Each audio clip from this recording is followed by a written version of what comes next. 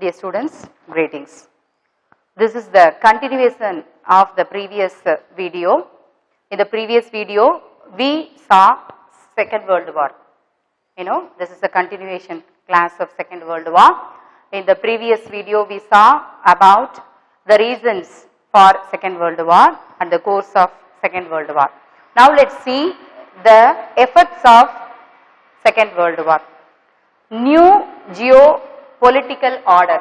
New geopolitical order. After the Second World War, the world was divided into two superpowers. Actually, it came under the domination of two superpowers. One is under by USA, United States of America, and the second one is Russia. So, United States did not like communism. They were against the communist policy, whereas Russia was in favor of communism. They wanted to follow communism.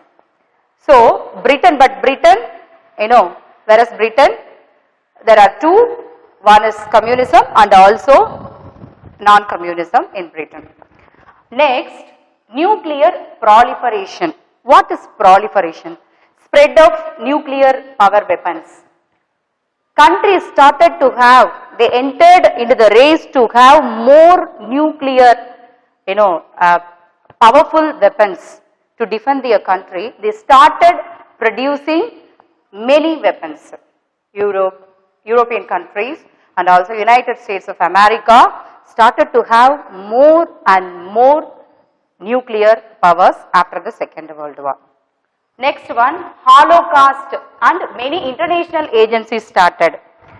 International agencies like UN, United Nations Organization, was a very important organization started after the Second World War. Next one, Holocaust and its fallout. You should know the meaning of the word Holocaust. Holocaust, actually, it refers the genocide of Jews. Inapadugalai. You would have heard about Inapadugalai. The Sri Lankan Tamilians were killed. That was a great example for genocide. So, Jews, nearly 6 million Jews were killed after the Second World War. During the Second World War by Hitler. So, the genocide of nearly 6 million Jews by the Germany during World War II was the main thing. Annihilating means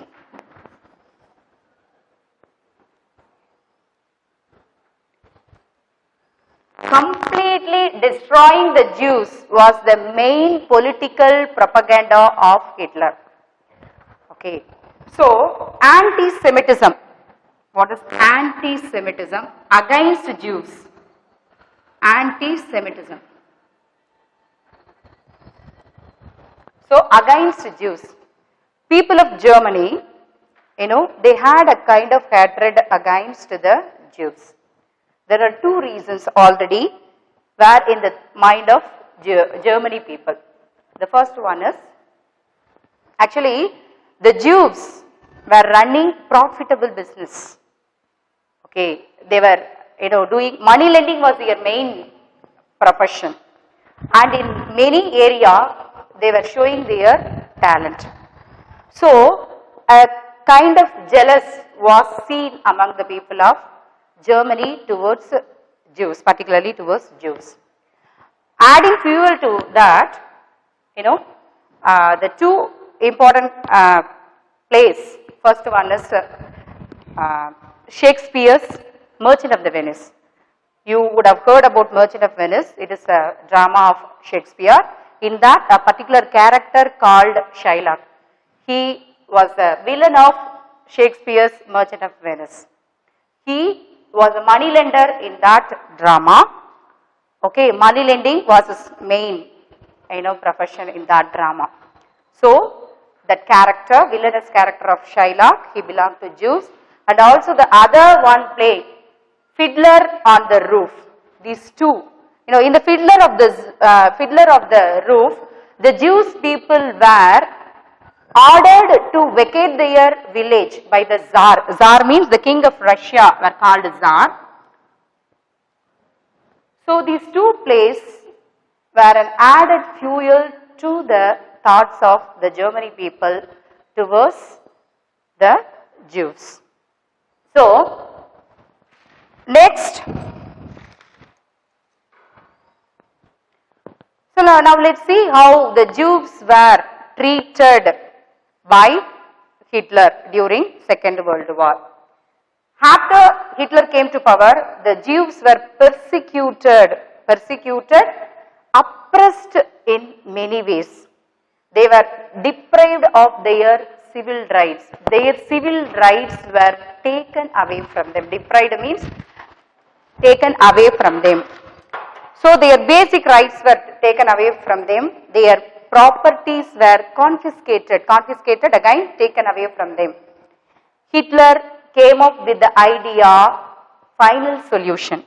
Final solution means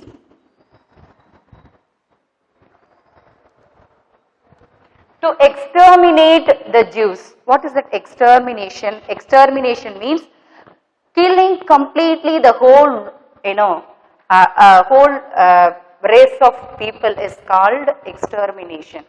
So he came up with the idea to exterminate in the name of final solution. He says this to the people of Germany, that was their final solution.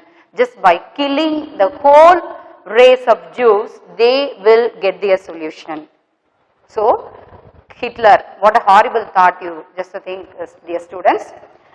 Not only in Germany, the other places which were conquered by Hitler, the Jews were rounded up and they were carried in a cattle cart. What is cattle cart? The vehicle which was used to carry animals. Those vehicles were used to carry the Jews, the places which were conquered by Germany, from the places, to the exterminate, camps where the Jews were killed using gas chambers. So many torture, they were experienced in the camps. In the name of science, horrible scientific experiments were done on the humans. Apart from the Jews, the gypsies also were killed by Hitler. So universal, next let's see Universal Declaration of Human Rights.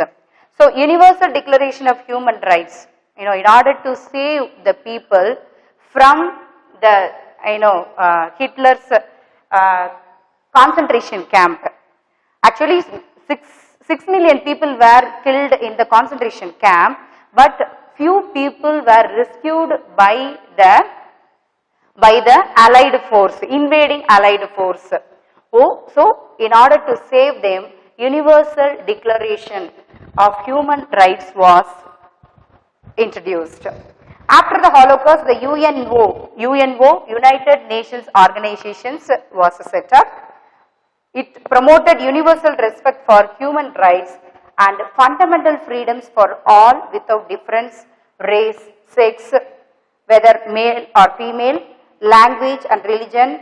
A committed for human rights was started under the chairperson of the widow wife of Roosevelt, the president, American President Roosevelt. Next, let's see the members of UNO. Universal Declaration of Human Rights. The members are Charles Malik of Lebanon, P.C. Chang of China, John Humphrey of Canada, Ren Cassin of France. So these four were the members of Universal Declaration of Human Rights.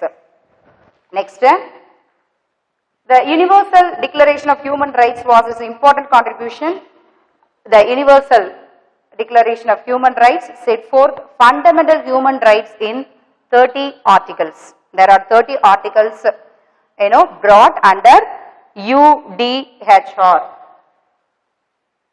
The UN adopted this historic charter on 10th December 1948. That's very important.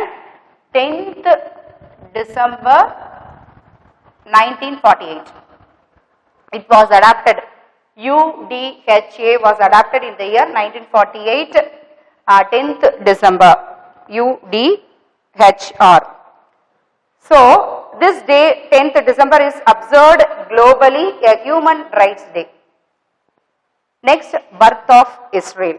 Actually, Israel is a place, it was the hometown of Jews actually.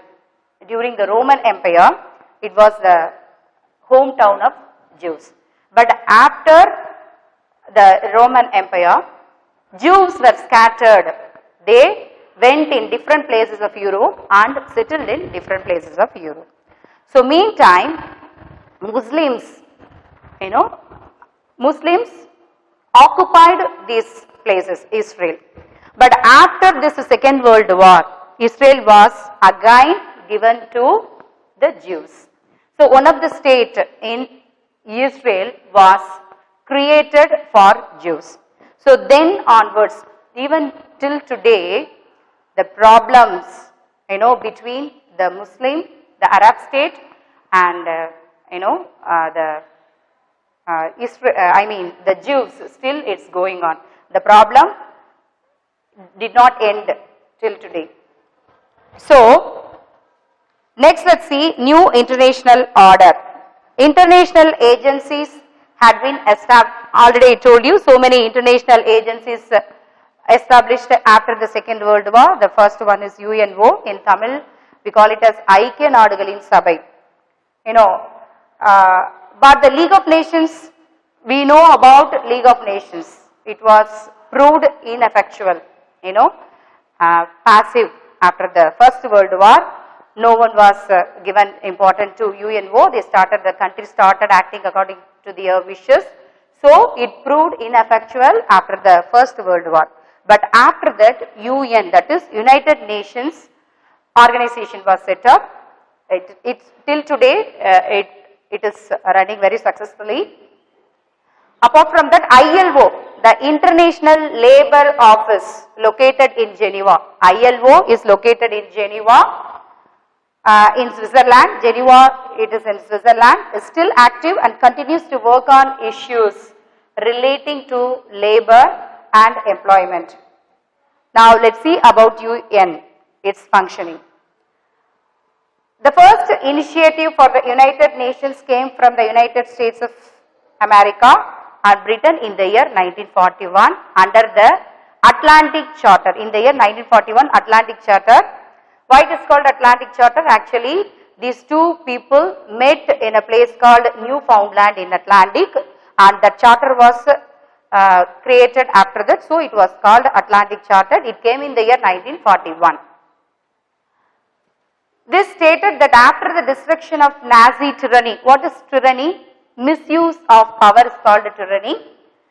There would be peace for all countries so that all people could live their lives freedom from fear. Freedom from fear. So, this declaration was accepted on 1942. The charter was actually created in the year 1941, but it was accepted by the countries who suffered by the tyranny of Germany, accepted in the year 1942. Thus, the United Nations was started. Now, the United Nations has 193 member countries, and each one, big or small, has an equal veto in the United Nations. Let's see further information about United Nations. General Assembly and Security Council of UN. UN functions almost like a government. Its principal organs are similar to the legislative, executive and judicial wings of a state. In the General Assembly, each member state is represented. It meets once a year. The Security Council has 15 members. 5 countries are permanent countries. The United States, Britain, France and Russia and China are permanent members. And there are 10 temporary members who are elected in rotation. Each of the permanent members has the right to veto. What is the veto? They have the power to cancel or postpone a particular decision. That is called veto power. So, each country has the veto power. Major issues and conflicts are discussed in the Security Council. Next, let's see the administrative structure of UN. Administrative structure of UN. The executive wing of the United Nations is the UN Secretariat. So, here is the decisions are carried out. So, it is headed by the Secretary General, who is elected by the General Assembly on the recommendation of the Security Council. The Secretary General along with the Cabinet and other officials run the United Nations. The International Court of Justice located in Hague, judicial wing of the United Nations, it is located in Hague in Holland. Hague is a place in Holland. It is a judicial wing of UN. And ECOSOC, the Economic and Social Council, fifth organ of the United Nations, is responsible for coordinating all the economic and social work of the United Nations. The regional economic commissions functioning for regional development across the various regions of the world: Asia, West Asia, Europe, Africa and Latin America. They have been successful and they have been headed by eminent economists like Gunnar Myrdal.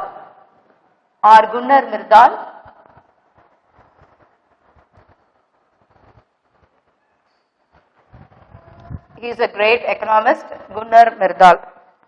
So, the next one, the two main organs of the World Bank. Next important thing is other important organs of UN, United Nations Organization, other important organs, FAO, Food and Agricultural Organization, WHO, World Health Organization, UNESCO, UN Educational, Scientific and Cultural Organization, UNICEF, United Nations Children's Fund. These are the other organs of the UN.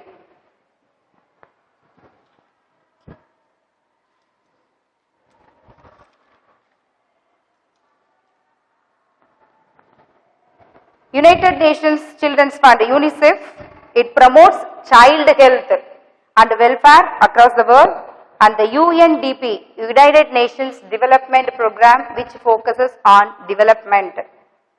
So let's see the activities of the UN. In 1960s, decolonization was an important issue, so UN acted on the decolonization. It works on the problems of refugees. The people who are forced to leave their country, Agadigal, are called refugees.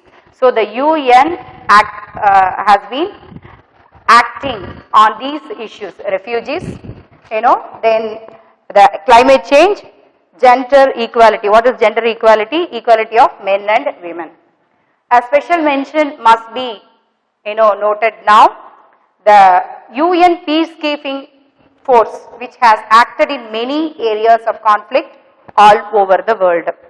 So the Indian Army has been an important part of the peacekeeping of UN. So many people deployed. What is deployed? Assigned work to many places to, to see the peace of the particular places. Now let's see the preamble of the United Nations. What is preamble? You all know what is preamble. Preamble, preface or Munnurai. Preamble of the UN Charter. So let me read out what is given there in the book as such. We, the peoples of the United Nations, determined to save succeeding generation. What is succeeding generation? The following generations from scourge of war. What is scourge of war? From the affliction of the war, from the, the problems of the war, which twice in our lifetime has brought untold sorrows. Twice in the lifetime means the two world wars, First World War and the Second World War. Has brought untold sorrows to mankind, not to reaffirm faith in fundamental human rights, in the dignity and worth of the human person, in the equal rights of men and women and of nations large and small. This is the preamble of the UN, preface of the UN. Next, World Bank. The World Bank and the International Monetary Fund, referred to as the Bretton Woods. Bretton Woods.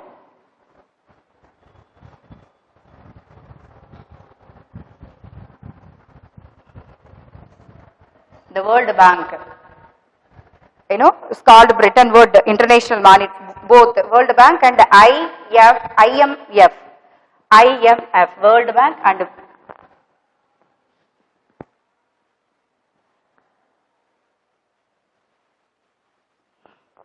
International Monetary Fund. Both are collectively called Bretton Woods.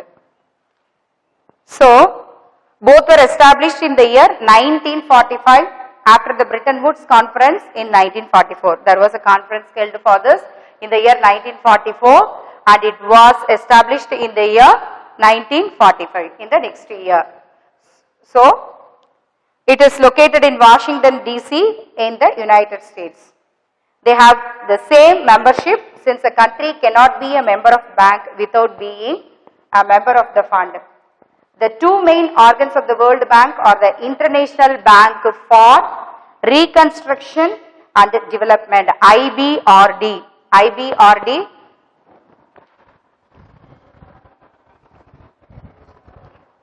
IBRD and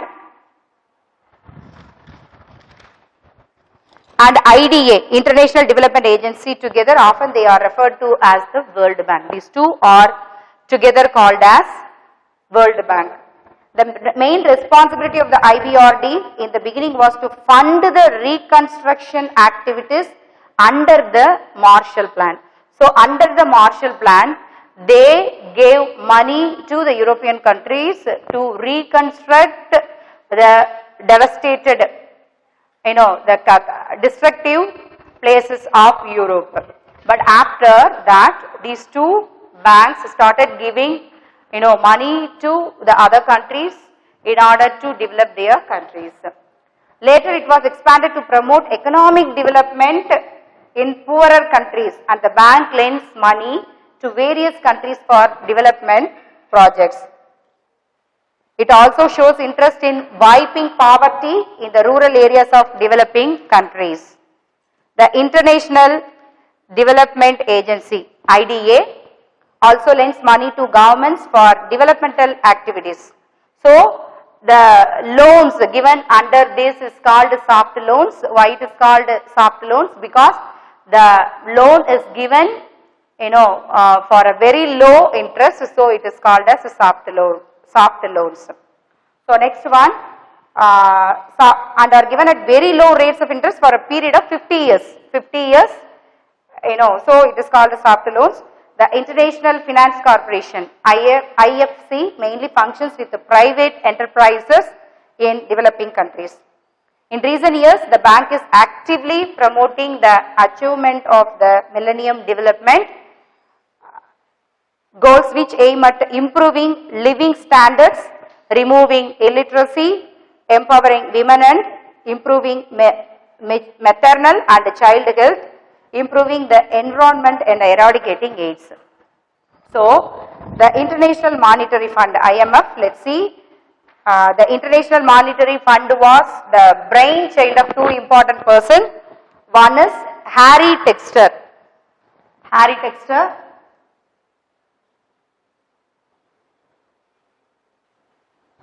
The brainchild of two persons, one is Harry Textor and the second one is John Maynard Keynes. John, let me write here.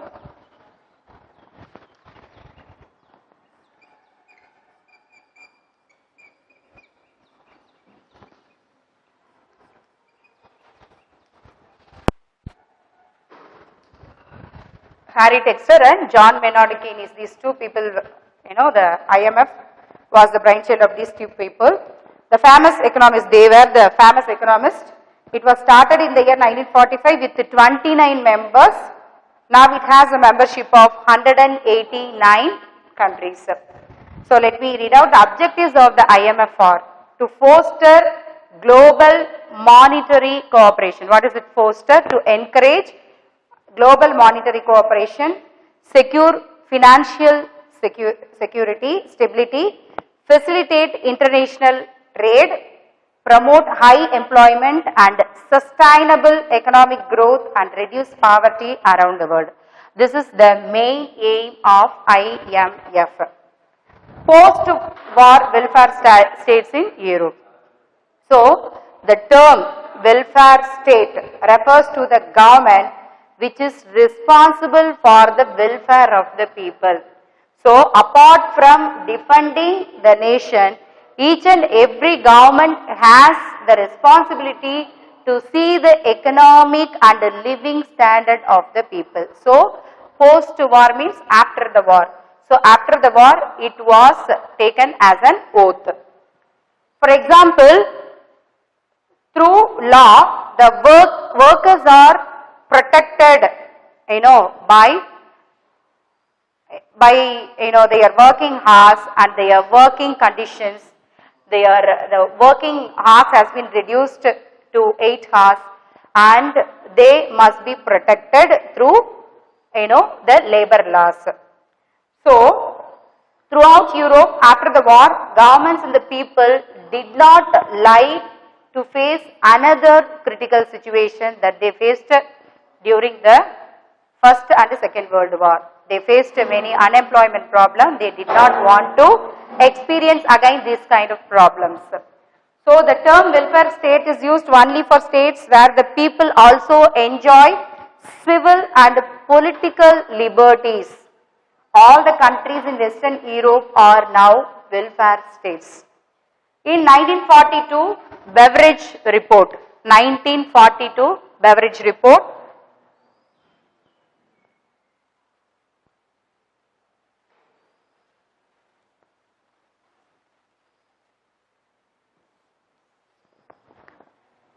Beveridge Report was published in the United Kingdom by Britain, which proposed a series of measures which the government should adapt to provide their citizens with adequate income, health care, education, housing and employment to overcome poverty.